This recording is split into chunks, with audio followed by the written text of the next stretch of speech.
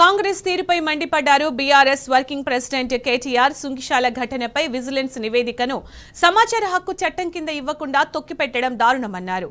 ఒక నిర్మాణ సంస్థ చేసిన ఘోర తప్పిదాన్ని దేశ రక్షణకు సంబంధించిన సమాచార హక్కు సెక్షన్లతో ముడిపెట్టి దాచడం మరింత విడ్డూరమని చెప్పారు.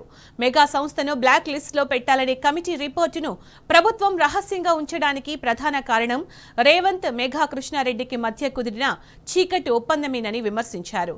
సుంకిశాలలో మేఘా సంస్థ నిర్లక్ష్యం వల్ల రిటైనింగ్ వాల్ కూలి 80 కోట్ల ప్రజాధనానికి నష్టం వాటిల్లిందని స్పష్టం చేశారు.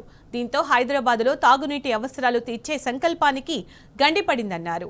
నిర్మాణ లోపం బయటపడుతుందన్న భయంతోనే కమిటీ నివేదికను బహిర్గతం చేయడానికి కాంగ్రెస్ సర్కారు జంకుతోందని చెప్పారు. సమాచారాన్ని దాచడం అంటే జరిగిన తప్పును ఒప్పుకున్నట్టేనని కేటీఆర్ తేల్చి చెప్పారు.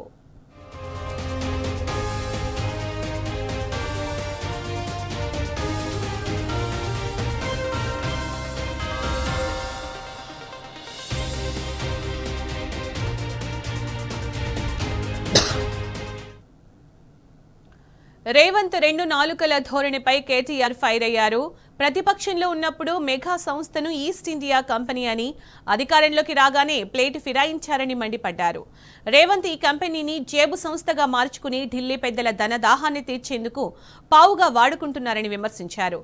బ్లాక్ లిస్టులో పెట్టాల్సిన మెగా సంస్థకు మంత్రి పొంగులేటికి చెందిన రాఘవ కంపెనీకి 4,350 కోట్ల కొడంగల్ లిఫ్ట్ ఇరిగేషన్ ప్రాజెక్టును కేక్ కోసినట్టు చెరిసగం పంచిపెట్టి భారీ కుంభకోణానికి తెరతీశారని దుయ్యబట్టారు.